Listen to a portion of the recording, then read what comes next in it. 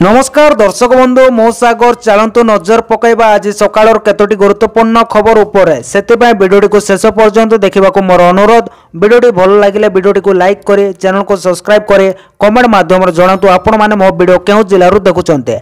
चलतु आज सकाळ खबर उपरे नजर पकईबा। प्रथम खबर देखु आसला बड़ खबर। सरकार को बड़ निष्पत्ति खलिबनी 20 रु कम छात्र छात्री तेबा स्कूल सूचना देला गणशिक्षा मंत्री। राज्य में खलिबनी 20 रु कम छात्र छात्री तेबा स्कूल विधायक प्रसन्न आचार्य प्रश्नर उत्तर रखी कहते गणशिक्षा मंत्री नित्यानंद गंड। पूर्व सरकार 20 रु अधिक छात्र छात्री तेबा स्कूल को बंद करते, आम सरकार से 44 स्कूल को खोली सारे। जिला स्तर कमिटी नवेदन आसवा पर विचार करे खोल जाउछि गणशिक्षा मंत्री सूचना देइछन्ते। प्रकाश ताउके विधानसभा शीत अधिवेशन आज द्वितीय दिन आज गृह आगत हम अतिरिक्त बजेट अपराह 4टा प्राय 10,000 कोटी टंकार अतिरिक्त बजेट गृह उपस्थापन करेंगे मुख्यमंत्री मोहन चरण माझी बोली खबर मिली। परवर्ती खबर देखो आसला बड़ खबर। शिक्षक को बदली करें कौन नेता मंत्री हाइकोर्ट को गुरुत्वपूर्ण राय। शिक्षक शिक्षयित्री बदली को नहीं राज्य सरकार को लगिला बड़ झटका। शिक्षा क्षेत्र में राजनैतिक हस्तक्षेप को हाइकोर्ट को ना पसंद। एने राज्य सरकार कर चिठी को खारज कले हाइकोर्ट। एपरी कले शिक्षा क्षेत्र में राजनैतिक हस्तक्षेप हम बोली हाइकोर्ट कहते। सूचना था कि राज्य सरकार 15 शिक्षक शिक्षयित्री को बदली सांसद विधायक को देते क्षमता। विधायक और सांसद निज निर्वाचन मंडली 15 जन शिक्षक शिक्षयित्री को बदली सुपारिश करेंगे। जहां नहीं हाइकोर्ट होता मामला हाइकोर्ट मामलार शुणाणी कर राय सुरक्षित रखी। राय प्रकाश कर हाइकोर्ट जो शिक्षा क्षेत्र राजनैतिक हस्तक्षेप को नापसंद कर हाइकोर्ट खबर मिली। परवर्ती खबर देखो आसला बड़ खबर। सकाळु सकाळु राजधानी केंद्रीय विद्यालय सामने बोमा विस्फोरण थरिला पूरा अंचल स्तर में आतंक। सकाळु सकाळु राजधानी रे चांचल्य। भुवनेश्वर रे फुटिला बोमा। स्कूल गेट सामने बोमा विस्फोरण कले अजଣା व्यक्ति जाको ने भय राजधानीवासी। तेबे सूचना अनुसार आसंता काली सकाळ प्राय 8टा समय भुवनेश्वर बोमा विस्फोरण होइतिबा घटना पूरा राजधानी को दहलाई देइछि। ता पुणी केंद्र स्कूल गेट सामने रे हां आज्ञा मंचेश्वर रेलवे कॉलोनी रे थिबा केंद्र विद्यालय 3 रो मुख्य फाटक सामने सकाळ प्राय 8टा समय बोमा विस्फोरण होइतिबा खबर सामना को आसीछि। हेले ए विस्फोरण के कला काहे की कला ता एबे सुधा जणा पड़ि नथबा बेले किछि क्षयक्षत होई नथबा रिपोर्ट आसीछि। सीसीटीवी आधार रे घटनास्थल रे कमिश्नरेट पुलिस तदंत आरंभ करिछि बोले खबर मिलिछि। परवर्ती खबर देखंतु आसिला बड़ खबर। दिव्यांगक पय नियुक्त हेबे 1500 स्वतंत्र शिक्षक। गणशिक्षा मंत्री नित्यानंद गंडक सूचना। राज्य रे शिक्षा व्यवस्थार सुदृढीकरण पय राज्य सरकार व्यापक पदक्षेप ग्रहण करुछन्ते। एही क्रम रे विभिन्न विद्यालय रे दिव्यांग पिलांक शिक्षा पय 1500 जन स्वतंत्र शिक्षक नियुक्ति पय प्रक्रिया जारी रहिछि बोले गृह रे गणशिक्षा मंत्री नित्यानंद गंड सूचना दैछन्ते। मंत्री गृह को सूचना दे आहरी मध्य कहते 2024 पूर्व राज्य में पीएम श्री स्कूल नथिला पर प्राथमिक पर्यायर केंद्र सरकार राज्य को 462 स्कूल ओडिशा को देइथिले। एहा पर राज्य सरकार केंद्र शिक्षा मंत्री धर्मेंद्र प्रधान को सह आलोचना करबा पर अतिरिक्त 300 स्कूल ओडिशा को मिलिছে। एटार पिलांको अत्याधुनिक शिक्षा मिलिबो बोली से कहचंते बोली खबर मिलिছে। परवर्ती खबर देखंतु आसिला बड़ खबर। आलोकीकरण हबो श्रीमंदिर खर्च हबो 17 कोटी टंका। श्रीमंदिर आलोकीकरण हबो एते पय खर्च हबो 17 कोटी 12 लाख। एही अर्थ अबडा योजना रे खर्च करबा पय श्रीमंदिर प्रशासन सरकार को अनुरोध करबा भारतीय वनतत्व सर्वेक्षण एएसआई प्रस्तुत करथिबा डीपीआर को मोहर मारिछि। परिचालना कमिटी सरकार बदलिबा परे श्रीमंदिर चारिपाखे लागितबा फोकस लाइट ठिका संस्था खोली देइतिला। या पर श्रीमंदिर हठात अंधार होई पड़ितला और लाइट लगा जिबा प्रसंग को नै विवाद उत्पन्न होइतिला। श्रीमंदिर परिक्रमा प्रकल्प बेले ठिका संस्था या को लगाइतिला बोली खबर मिलिछि। परवर्ती खबर देखंतु आसिला बड़ खबर। भारत अंतर्जातीय वाणिज्य मेला श्रेष्ठ पुरस्कार पाई मनोनीत है ओडिशा पाविलियन। नवा दिल्ली भारत मंडप परिसर आयोजित 44तम भारत अंतर्जातीय वाणिज्य मेला 2025 पुरस्कार पाइबा जग विवेचित होइछ ओडिशा पाविलियन। गत 3 वर्ष धरि ओडिशा मंडप पुरस्कृत होई आसुछि। ए संपर्क वाणिज्य मेलार आयोजन भारत वाणिज्य प्रसारण संगठन सूचना देबा परे ओडिशा पाविलियन रे आनंदन लहरी खेली जाइछि बोली खबर मिलिछि। परवर्ती खबर देखंतु आसिला बड़ खबर। श्रीमंदिर गले भांगी जाय प्रेम संपर्क एभली कहि विवाद रे शुभंकर मिश्रा। विवाद रे लोकप्रिय सोशल मीडिया इन्फ्लुएंसर शुभंकर मिश्रा पुरी श्रीमंदिर को नहीं देले विवाद टिप्पणी मंदिर ऊपर लगाइले बड़ आरोप। कौन प्रेमी जुगल जदि मंदिर शांति तेबे सेमानक संपर्क भांगी जाए बा सेमाने विवाह करि पारंते नै बोले निज पॉडकास्ट रे कहचंती। शुभंकर बड़ बड़ चैनल रे न्यूज एंकर भाबे काम करि आसुतबा शुभंकर एभली टिप्पणी को नहीं सब महल रे असंतोष प्रकाश पाइछि बोले खबर मिलिछि। परवर्ती खबर देखंतु आसिला बड़ खबर। चारिआडे निया सामान को आसिला हांगकांग अग्निकांडर सबुठार भयंकर ଭିଡିଓ ଏପର୍ଯ୍ୟନ୍ତ 65 ଜଣ ମୃତ। ହଂକଂରେ ଅଗ୍ନିକାଣ୍ଡର ଅନେକ ଭିଡିଓ ସୋସିଆଲ ମିଡିଆରେ ଭାଇରାଲ ହେଉଛି। ଏହି ସମୟରେ ଘଟଣାର ଏକ ବିଶେଷ ବିପଦପୂର୍ଣ୍ଣ ଭିଡିଓ ଭାଇରାଲ ହେଉଛି। ଚାଇପର ୱାଙ୍ଗ ଫୋକ୍ କୋର୍ଟ ହାଉସିଂ କମ୍ପ୍ଲେକ୍ସର ଏକ ଉଚ୍ଚ କୋଠାରେ ଲାଗିଥିବା ନିଆଁକୁ ଲିଭାଇବାରେ ଅନେକ ଅଗ୍ନିଶମ କର୍ମଚାରୀ ବ୍ୟସ୍ତ ଥିବାରୁ ଏହି ଘଟଣା ସବୁଠାରୁ ଖରାପ ବିପର୍ଯ୍ୟୟ ମଧ୍ୟରୁ ଗୋଟିଏ ବୋଲି ବର୍ଣ୍ଣନା କରାଯାଉଛି। ରିପୋର୍ଟ ଅନୁସାରେ ଏହି ଦୁର୍ଘଟଣାରେ ପ୍ରାୟ 65 ଜଣଙ୍କର ମୃତ୍ୟୁ ହୋଇଛି ବୋଲି ଖବର ମିଳିଛି। ପରବର୍ତ୍ତୀ ଖବର ଦେଖନ୍ତୁ, ଆସିଲା ବଡ ଖବର। ଡିସେମ୍ବରରେ 18 ଦିନ ବନ୍ଦ ରହିବ ବ୍ୟାଙ୍କ। 3 ରାଜ୍ୟରେ ଲଗାତାର 5 ଦିନ ସଟଡାଉନ। ଡିସେମ୍ବର 2025 ବ୍ୟାଙ୍କିଂ ଗ୍ରାହକ ମାନଙ୍କ ପାଇଁ ବହୁତ ଚ୍ୟାଲେଞ୍ଜିଂ ହେବାକୁ ଯାଉଛି। ମାସ ଆରମ୍ଭ ହେବା ସହିତ ବ୍ୟାଙ୍କ ଛୁଟିର ଏକ ଏପରି କ୍ୟାଲେଣ୍ଡର ସାମ୍ନାକୁ ଆସିଛି ଯାହା ଲୋକଙ୍କ ଚିନ୍ତା ବଢାଇ ଦେଇଛି। ଏହି ଡିସେମ୍ବରରେ ବ୍ୟାଙ୍କ ଗୁଡିକ 18 ଦିନ ପାଇଁ ବନ୍ଦ ରହିବ। ଏହା ବ୍ୟତୀତ ଗୋଟିଏ ରାଜ୍ୟରେ ଲଗାତାର 5 ଦିନ ପାଇଁ ବ୍ୟାଙ୍କ ଗୁଡିକ ବନ୍ଦ ରହିବ। ଯଦି ଆପଣ ଏପର୍ଯ୍ୟନ୍ତ ଆପଣଙ୍କର ଗୁରୁତ୍ୱପୂର୍ଣ୍ଣ ବ୍ୟାଙ୍କିଂ କାମ ଯୋଜନା କରିନାହାନ୍ତି ତେବେ ଏହି ଖବର ଆପଣଙ୍କ ପାଇଁ। ଡିସେମ୍ବରରେ ଏହି ଛୁଟି ଗୁଡିକ ଜାତୀୟ ଛୁଟି, ରାଜ୍ୟସ୍ତରୀୟ ପର୍ବ ଏବଂ ସାପ୍ତାହିକ ଛୁଟି ଶନିବାର ଏବଂ ରବିବାର ଯୋଗ ହୋଇଥାଏ। ଆରବିଆଇ ଦ୍ୱାରା ପ୍ରକାଶିତ ତାଲିକା ଅନୁସାରେ ମାସ ସାରା ଅନେକ ଗୁରୁତ୍ୱପୂର୍ଣ୍ଣ ତାରିଖରେ ବ୍ୟାଙ୍କ ସେବା ବନ୍ଦ ରହିବ, ଯାହା କାରଣରୁ ସାଧାରଣ ଗ୍ରାହକ ମାନଙ୍କୁ ସତର୍କ ରହିବାକୁ ପଡିବ ବୋଲି ଖବର ମିଳିଛି। ପରବର୍ତ୍ତୀ ଖବର ଦେଖନ୍ତୁ, ଆସିଲା ବଡ ଖବର। ମହାବିଦ୍ୟାଳୟକୁ ଜବରଦଖଲ ମୁକ୍ତ କରିବା ଲାଗି ସବୁ ଜିଲ୍ଲାପାଳଙ୍କୁ ନିର୍ଦ୍ଦେଶ ଦିଆଯାଇଛି। ଉଚ୍ଚଶିକ୍ଷା ମନ୍ତ୍ରୀ ସୂର୍ଯ୍ୟବଂଶୀ ସ୍ୱର ଆଉ ଜବରଦଖଲକାରୀକୁ ନିସ୍ତାର ନାହିଁ। ରାଜ୍ୟର ସମସ୍ତ କଲେଜରୁ ହଟିବ ଜବରଦଖଲ। ଆଜି ଏନେ ବିଧାନସଭାରେ ସୂଚନା ଦେଇଛନ୍ତି ଉଚ୍ଚଶିକ୍ଷା ମନ୍ତ୍ରୀ ସୂର୍ଯ୍ୟବଂଶୀ ସ୍ୱର। ସେ କହିଛନ୍ତି, ଭଦ୍ରକ ମହିଳା ମହାବିଦ୍ୟାଳୟରେ କେତେ ଲୋକ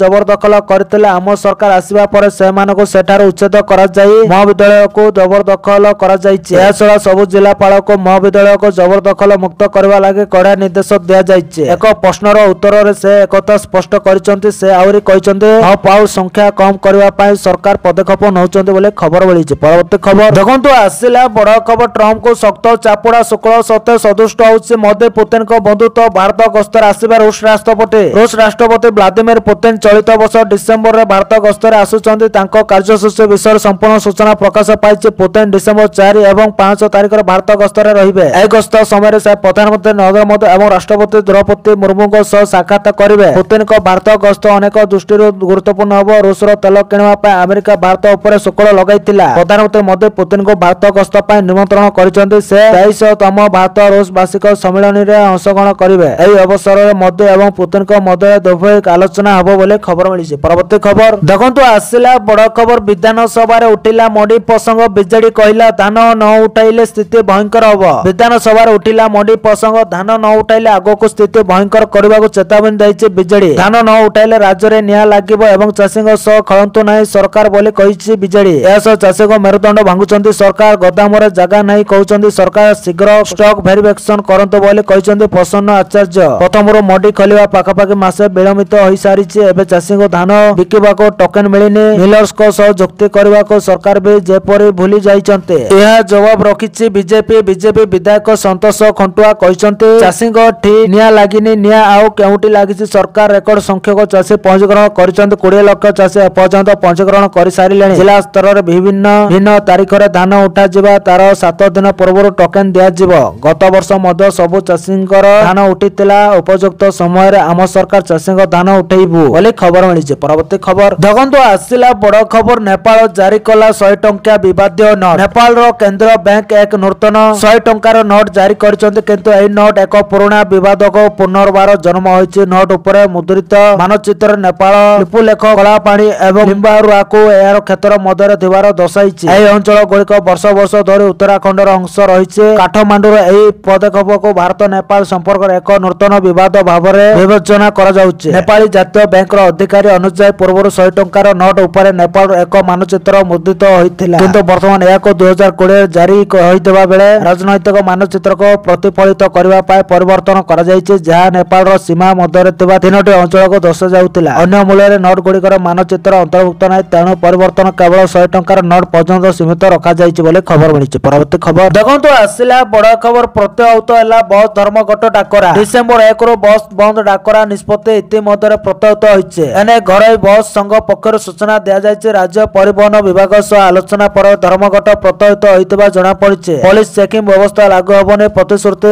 ଦିଆଯିବା ପରେ ବସ୍ ଧର୍ମଘଟ ପ୍ରତ୍ୟାହୃତ ହୋଇଛି। ସୂଚନା ଥାଉକି ପୋଲିସକୁ ମୋଟର ଯାନ ଯାଞ୍ଚ ଅଧିକାର ରାଜ୍ୟ ସରକାର ଦେବେ ବୋଲି ଘୋଷଣା କରିଥିଲେ। ଏହାପରେ ଘରୋଇ ବସ୍ ମାଲିକ ସଂଘ ସମ୍ପାଦକ ଦେବେନ୍ଦ୍ର ସାହୁ ସୂଚନା ଦେଇଥିଲେ ଯେ ଗାଡି ଯାଞ୍ଚ ଅଧିକାର ମିଳିଲେ ଧର୍ମଘଟକୁ ଓହ୍ଲାଇବୁ। ସେ କହିଥିଲେ, ସରକାର ପୋଲିସକୁ ଯେବେଠାରୁ ଗାଡି ମୋଟର ଯାଞ୍ଚ ଅଧିକାର ଦେବେ ସେବେଠାରୁ ଆନ୍ଦୋଳନ ହେବ। ତେବେ ରାଜ ପରିବହନ ବିଭାଗ ସହ ଆଲୋଚନା ପରେ ସଂଘ ଏହି ନିଷ୍ପତ୍ତି ବଦଳାଇଛି ବୋଲି ଖବର ମିଳିଛି। ପରବର୍ତ୍ତୀ ଖବର ଦେଖନ୍ତୁ ଆସିଲା ବଡ଼ ଖବର। ଗଙ୍ଗାଧର ମେହର ବିଶ୍ୱବିଦ୍ୟାଳୟକୁ ମିଳିଲା ଗ୍ରେଡ୍ ଏ ମାନ୍ୟତା। ସମ୍ବଲପୁର ଗଙ୍ଗାଧର ମେହର ବିଶ୍ୱବିଦ୍ୟାଳୟକୁ ନାକ୍ ଗ୍ରେଡ୍ ଏ ମାନ୍ୟତା ମିଳିଛି। ଏନେ ଡେପୁଟି ରେଜିଷ୍ଟ୍ରାର ସୂଚନା ଦେଇଛନ୍ତି। ମହାବିଦ୍ୟାଳୟରୁ ବିଶ୍ୱବିଦ୍ୟାଳୟ ହେବା ପରେ ପ୍ରଥମ ଥର ଗ୍ରେଡ୍ ଏ ମାନ୍ୟତା ମିଳିଥିବାରୁ ଛାତ୍ରଛାତ୍ରୀ ଅଭିଭାବକଙ୍କ ସମେତ ସମ୍ବଲପୁରବାସୀଙ୍କ ମଧ୍ୟରେ ଆନନ୍ଦର ଲହରୀ ଖେଳି ଯାଇଛି ବୋଲି ଖବର ମିଳିଛି। ପରବର୍ତ୍ତୀ ଖବର ଦେଖନ୍ତୁ ଆସିଲା ବଡ଼ ଖବର। ରାଜ୍ୟରେ ବଢିଲା ବାଘ ସଂଖ୍ୟା। ଶିମିଳିପାଳରେ ଏତିକିରେ ପହଞ୍ଚିଲା। ଚଳିତ ବର୍ଷ ରାଜ୍ୟରେ ବାଘ ସଂଖ୍ୟା ବୃଦ୍ଧି ପାଇଛି। ଏନେଇ ପିସିସିଏଫ୍ ପ୍ରେମ କୁମାର ଝା ସୂଚନା ଦେଇଛନ୍ତି। ଚଳିତ ବର୍ଷ ଶିମିଳିପାଳରେ ବାଘ ସଂଖ୍ୟା ବୃଦ୍ଧି ପାଇ 32ରେ ପହଞ୍ଚିଛି। ଗତ ବର୍ଷ ତୁଳନାରେ 5 ବାଘ ଅଧିକ ବଢିଛନ୍ତି। ଓଡ଼ିଶାରେ ବାଘଙ୍କ ସଂଖ୍ୟାରେ ବୃଦ୍ଧି ହେବା ରାଜ୍ୟର ବନ୍ୟପ୍ରାଣୀ ସଂରକ୍ଷଣ ପ୍ରୟାସର ସଫଳତାକୁ ପ୍ରତିଫଳିତ କରୁଛି। ଭାରତରେ ବାଘଙ୍କ ସଂଖ୍ୟା 2006ରୁ 2018 ମଧ୍ୟରେ 30% ବୃଦ୍ଧି ପାଇଛି। ଏହା 75% ବିଶ୍ୱ ବାଘକୁ ଧାରଣା କରୁଥିବା ଭାରତର ସଫଳତାର ଭାଗ ବୋଲି ଖବର ମିଳିଛି। ପରବର୍ତ୍ତୀ ଖବର ଦେଖନ୍ତୁ ଆସିଲା ବଡ଼ ଖବର। ସୁରକ୍ଷା ଦୃଷ୍ଟିରୁ ଭାରତ ଗସ୍ତ ବାତିଲ କଲେ ନେତାନ୍ୟାହୁ। ଆକ୍ରମଣ ଭୟରେ ଭାରତ ଗସ୍ତ ବାତିଲ କଲେ ଇସ୍ରାଏଲି ପ୍ରଧାନମନ୍ତ୍ରୀ ନେତାନ୍ୟାହୁ ତାଙ୍କର ଆଗାମୀ ଭାରତ ଗସ୍ତକୁ ପୁଣି ଥରେ ବାତିଲ କରିଛନ୍ତି। ସେ ଚଳିତ ବର୍ଷ ଡିସେମ୍ବର ମାସରେ ପ୍ରଧାନମନ୍ତ୍ରୀ ନରେନ୍ଦ୍ର ମୋଦିଙ୍କ ସହ ସାକ୍ଷାତ ପାଇଁ ଭାରତ ଆସିବେ ବୋଲି ଆଶା କରାଯାଇଥିଲା। ହେଲେ ଏବେ ଆସନ୍ତା ବର୍ଷ ସେ ଆସିବାକୁ ଯୋଜନା କରିପାରନ୍ତି ବୋଲି ଚର୍ଚ୍ଚା ହେଉଛି। ଇସ୍ରାଏଲି ଗଣମାଧ୍ୟମ ରିପୋର୍ଟ କହିଛି ଯେ ନୂଆଦିଲ୍ଲୀରେ ହୋଇଥିବା ଆତଙ୍କବାଦୀ ଆକ୍ରମଣ ପରେ ସୁରକ୍ଷା ବିଷୟରେ ଚିନ୍ତା କରି ଡିସେମ୍ବର 2025 ପାଇଁ ଯୋଜନା କରାଯାଇଥିବା ଭାରତ ଯାତ୍ରାକୁ ସ୍ଥଗିତ ରଖାଯାଇଛି। ଦିଲ୍ଲୀର ଲାଲକିଲ୍ଲାରେ ହୋଇଥିବା ବିସ୍ଫୋରଣରେ ଅତି କମରେ 10 ଜଣଙ୍କ ମୃତ୍ୟୁ ଏବଂ ଏକାଧିକ ଲୋକ ଆହତ ହୋଇଥିଲେ। 10 ବର୍ଷ ମଧ୍ୟରେ ଏହା ସବୁଠୁ ବଡ଼ ବିସ୍ଫୋରଣ ଥିଲା ବୋଲି ଖବର ମିଳିଛି। ପରବର୍ତ୍ତୀ ଖବର ଦେଖନ୍ତୁ ଆସିଲା ବଡ଼ ଖବର। ଏଣିକି ଗୁଣ୍ଡିଚା ମନ୍ଦିର ଗଲେ ପଡ଼ିବ ଟିକେଟ ଦାମ ରହିଛି। ଡିସେମ୍ବର 1ରୁ ଶ୍ରଦ୍ଧାଳୁଙ୍କ ପାଇଁ ଖୋଲିବ ଗୁଣ୍ଡିଚା ମନ୍ଦିର। ପରୀକ୍ଷାମୂଳକ ଭାବେ ଟିକେଟ ଦର୍ଶନ ବ୍ୟବସ୍ଥା ଆରମ୍ଭ ହେବ ବୋଲି ସୂଚନା ଦେଇଛନ୍ତି ଶ୍ରୀମନ୍ଦିର ମୁଖ୍ୟ ପ୍ରଶାସନ ଅରବିନ୍ଦ ପାଢ଼ୀ। ଭକ୍ତଙ୍କ ପିଛା ଟିକେଟର ମୂଲ୍ୟ 10 ଟଙ୍କା ରହିଛି। 5 ବର୍ଷରୁ କମ୍ 80 ବର୍ଷରୁ ଅଧିକ ଓ ଦିବ୍ୟାଙ୍ଗଙ୍କ ପାଇଁ ଦେୟମୁକ୍ତ ଦର୍ଶନ ବ୍ୟବସ୍ଥା ରହିଛି। ପ୍ରତିଦିନ ସକାଳ 6ରୁ ସନ୍ଧ୍ୟା 6ଟା ପର୍ଯ୍ୟନ୍ତ ମନ୍ଦିର ଖୋଲିବ। ନଭେମ୍ବରରୁ ଫେବୃଆରୀ ପର୍ଯ୍ୟନ୍ତ ସକାଳ 6ଟାରୁ ସନ୍ଧ୍ୟା 5ଟା ଯାଏଁ ଦର୍ଶନ କରିପାରିବେ ଶ୍ରଦ୍ଧାଳୁ। ସିଂହଦ୍ୱାର ଦେଇ ଆଡ଼ପ ମଣ୍ଡପ ଦର୍ଶନ ପାଇଁ ପ୍ରବେଶ ଓ ପ୍ରସ୍ଥାନ ରହିଥିବା ବେଳେ ମାଗଣା ଚପଲ, ମୋବାଇଲ ଷ୍ଟାଣ୍ଡ ଓ ପାନୀୟ ଜଳର ବ୍ୟବସ୍ଥା ରହିଥିବା କହିଛନ୍ତି ଶ୍ରୀମନ୍ଦିର ମୁଖ୍ୟ ପ୍ରଶାସକ ବୋଲି ଖବର ମିଳିଛି। ପରବର୍ତ୍ତୀ ଖବର ଦେଖନ୍ତୁ ଆସିଲା ବଡ଼ ଖବର। କଠୋର ଚେତାବନୀ ଦେଲେ ଖଣି ମନ୍ତ୍ରୀ। ଲଘୁ ଖଣିଜ ଚୋର, ଖଣି ମାଫିଆ ଓ ବାଲି ମାଫିଆଙ୍କୁ ନିଶ୍ଚିତ କରାଯିବ। କଠୋର ଚେତାବନୀ ଦେଲେ ଖଣି ମନ୍ତ୍ରୀ ବିଭୂତି ଜେନା। ସମ୍ପୂର୍ଣ୍ଣ ନିଶ୍ଚିତ କରିବା ପର୍ଯ୍ୟନ୍ତ ରାଜ୍ୟ ସରକାରଙ୍କ ଆକ୍ସନ ଜାରି ରହିବ। ନୂଆ ଆଇନକୁ କଡ଼ାକଡ଼ି ଭାବେ ପାଳନ କରାଯାଉଛି। ରାଜ୍ୟର ବିଭିନ୍ନ ସ୍ଥାନରେ ଚଢ଼ାଉ କରାଯାଇ ଗାଡ଼ି ଜବତ କରାଯାଇଛି। କେହି ବି ସରକାରଙ୍କ ନଜରରୁ ବର୍ତ୍ତି ପାରିବେନି। ଦୃଢ଼ କାର୍ଯ୍ୟାନୁଷ୍ଠାନ ଆଗକୁ ଆହୁରି ବଡ଼ ଧରଣର ଆକ୍ସନ ହେବ ବୋଲି କହିଛନ୍ତି ବିଭୂତି ଜେନା ବୋଲି ଖବର ମିଳିଛି। ପରବର୍ତ୍ତୀ ଖବର ଦେଖନ୍ତୁ ଆସିଲା ବଡ଼ ଖୁସି ଖବର। ଓଡ଼ିଶାର 58 ଲକ୍ଷ ମେଟ୍ରିକ ଟନ୍ ଧାନ ଏଫ୍ସିଆଇ କିଣିବା ନିଷ୍ପତ୍ତି ଚାଷୀମାନଙ୍କ ଆର୍ଥିକ ସ୍ଥିତିକୁ ସୁଦୃଢ଼ କରିବ। କେନ୍ଦ୍ର ଶିକ୍ଷା ମନ୍ତ୍ରୀ ଧର୍ମେନ୍ଦ୍ର ପ୍ରଧାନଙ୍କ ଅନୁରୋଧ କ୍ରମେ ଭାରତୀୟ ଖାଦ୍ୟ ନିଗମ ବା ଏଫ୍ସିଆଇ ଓଡ଼ିଶାରୁ ଅତିରିକ୍ତ 8 ଲକ୍ଷ ମେଟ୍ରିକ ଟନ୍ ତଥା ମୋଟ 58 ଲକ୍ଷ ଧାନ ଚାଉଳ ଆକାରରେ କିଣିବ ବୋଲି କେନ୍ଦ୍ର ଖାଉଟି ବ୍ୟାପାର, ଖାଦ୍ୟ ଏବଂ ସାଧାରଣ ବଣ୍ଟନ ମନ୍ତ୍ରୀ ଶ୍ରୀ ପ୍ରହ୍ଲାଦ ଯୋଶୀ ସୂଚନା ଦେଇଛନ୍ତି। କେନ୍ଦ୍ରମନ୍ତ୍ରୀ ଶ୍ରୀ ପ୍ରଧାନଙ୍କ ପତ୍ରର ଉତ୍ତର ଦେଇ ଶ୍ରୀ ଯୋଶୀ କହିଛନ୍ତି ଯେ ଓଡ଼ିଶାର ଚାଷୀ ଭାଇ ଭଉଣୀଙ୍କ ସ୍ୱାର୍ଥକୁ ରକ୍ଷା କରି ଖରିଫ ଫସଲ ପାଇଁ ଧାନ କିଣିବା ଲକ୍ଷ୍ୟକୁ 40 ଲକ୍ଷ ମେଟ୍ରିକ ଟନ୍ରୁ ବୃଦ୍ଧି କରି 47 ଲକ୍ଷ ମେଟ୍ରିକ ଟନ୍ କରାଯାଇଛି। ସେହିପରି ରବି ଫସଲ ପାଇଁ ଏହି ଲକ୍ଷ୍ୟକୁ 10 ଲକ୍ଷ ମେଟ୍ରିକ ଟନ୍ରୁ ବୃଦ୍ଧି କରି 11 ଲକ୍ଷ ମେଟ୍ରିକ ଟନ୍ କରିବା ପାଇଁ ଆକଳନ କରାଯାଇଛି। ଶ୍ରୀ ପ୍ରଧାନ ପ୍ରଧାନମନ୍ତ୍ରୀ ନରେନ୍ଦ୍ର ମୋଦି ଏବଂ କେନ୍ଦ୍ରମନ୍ତ୍ରୀ ପ୍ରହ୍ଲାଦ ଯୋଶୀଙ୍କୁ ଏଥିପାଇଁ ଧନ୍ୟବାଦ ଜଣାଇଛନ୍ତି। ସେ କହିଛନ୍ତି ଡବଲ ଇଞ୍ଜିନ ସରକାର ସବୁବେଳେ କର୍ଣ୍ଣଦାତାଙ୍କ କଲ୍ୟାଣକୁ ପ୍ରାଥମିକତା ଦେଇ ଆସିଛନ୍ତି। ଧାନ କିଣା ଲକ୍ଷ୍ୟରେ 8 ଲକ୍ଷ ମେଟ୍ରିକ ଟନ୍ ବୃଦ୍ଧି ତଥା ମୋଟ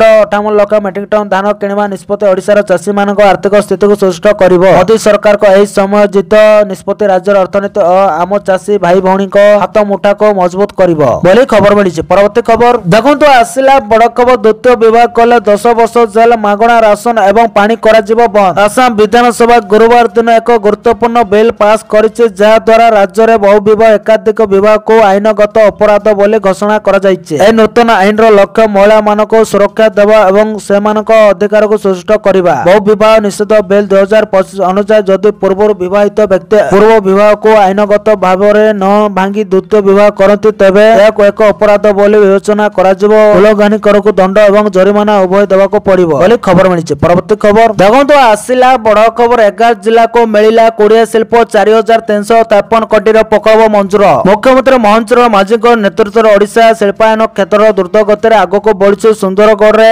ଏନ୍ଟିପିସି ସେଲ୍ ପାୱାର କମ୍ପାନୀ ପକ୍ଷରୁ 710.27 କୋଟି ଟଙ୍କା ନିବେଶକରେ ଏକ ଭାସମାନ ସୌର ପ୍ରକଳ୍ପ ସ୍ଥାପନ କରାଯିବ। ମଙ୍ଗଳବାର ମୁଖ୍ୟ ସଚିବ ମନୋଜ ଆହୁଜାଙ୍କ ଅଧ୍ୟକ୍ଷତାରେ ଅନୁଷ୍ଠିତ राज्यस्तर सिंगल विंडो मंजूरी कर्तृपक्ष 142तम बैठक में यह प्रकल्प समेत 4353 कोटी टंका कार्यकारी होगा 20 प्रकल्प को अनुमोदन प्रदान करा जायछि। प्रकल्प गुड़िक अनुकूल ढेंकानाल जगदीशपुर जाजपुर झारसुगुड़ा केन्दुझर खोर्धा कोरापुट पुरी सम्बलपुर और सुंदरगढ़ भली 11 जिले में स्थापन कर सेगुड़िक कार्यक्रम हेले राज्य में 7815 नियुक्ति सुजोग सृष्टि होब बोली खबर मिली। परवर्ती खबर देखो आसिला बड़ खबर 12टी विभाग में नियुक्ति पाइले 7293। मुख्यमंत्री मोहन चरण माझी मंगलवार भुवनेश्वर कलिंग स्टाडियम ठारे अनुष्ठित द्वादश नियुक्ति मेला और प्रशिक्षण कार्यक्रम 2025 अवसर राज्य सरकार विभिन्न 12टी विभाग में नव नियुक्ति पाई 7293 जन को नियुक्ति पत्र प्रदान करिसेंते। राज्य सरकार को 12टी विभाग में आज मोट 7293 जन को नियुक्ति प्रदान करा जायछि। मुख्यमंत्री सूचना अनुसार गत 17 मास मध्य 12टी नियुक्ति मेला जरिया मोट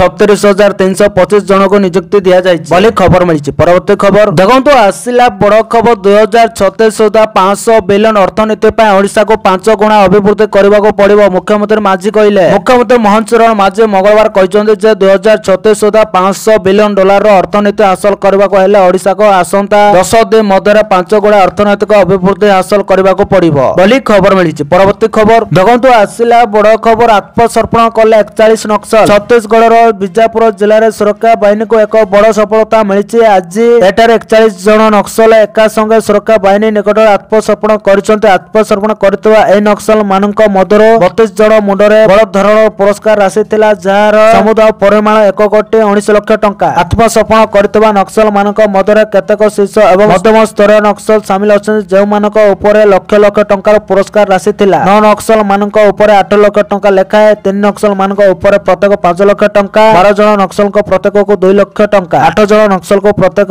ऊपर 1 लाख टंका रहितिला बोले खबर मिली। परवर्ती खबर देखंतु आसिला बड़ खबर गौरव आनिला ओडिशा भारत अंतर्जातिक वाणिज्य मेला रे सर्वश्रेष्ठ प्रदर्शन पाई मिलिला गोल्ड मेडल। नवा दिल्ली रे आयोजित भारत अंतर्जातिक वाणिज्य मेला 2025 रे ओडिशा सर्वश्रेष्ठ प्रदर्शन करी प्रथम स्थान अधिकार करिছে एवं गोल्ड मेडल हासिल करिছে। भारत वाणिज्यिक प्रसारण संगठन आईटीपीओ तरफ एही पुरस्कार आज प्रदान करा जायछि। एही सफलता पाई मुख्यमंत्री मोहन चरण माझी खुशी प्रकाश करबा सहित टीम ओडिशा को अभिनंदन और धन्यवाद जणाइछन्ते। मुख्यमंत्री कहछन्ते जे जातीय अंतर्जातीय स्तर रे राज्यर समझदारी वृद्धि करबा दिगरे एक उल्लेखयोग्य सफलता। मोट 31 राज्य और केंद्र शासित अंचल एही वाणिज्य मेला रे अंशग्रहण करथिले। ओडिशा सामग्रिक प्रदर्शन क्षेत्र में उत्साह हासिल कर एही सफलता पाइछि। यह क्रमागत भावे चतुर्थ थर पर ओडिशा एही पुरस्कार हासिल करथिबा बेले यह को मिसाई 2 थर गोल्ड मेडल पाइछि बोली खबर मिली। परवर्ती खबर देखंतु आसिला बड़ खबर हुमान सागर को मृत्यु नै बड़ अभियोग आनिले निर्देशक। हुमान सागर को मृत्यु नै कटक मधुपाटना थाना लिखित अभियोग निर्देशक जितू राउत हुमान 3 सहयोगी नारे निर्देशक जितू राउत अभियोग आनिचंती। 3 सहयोगी भूमिका को तदंत करने से अनुरोध करिसंते। हुमान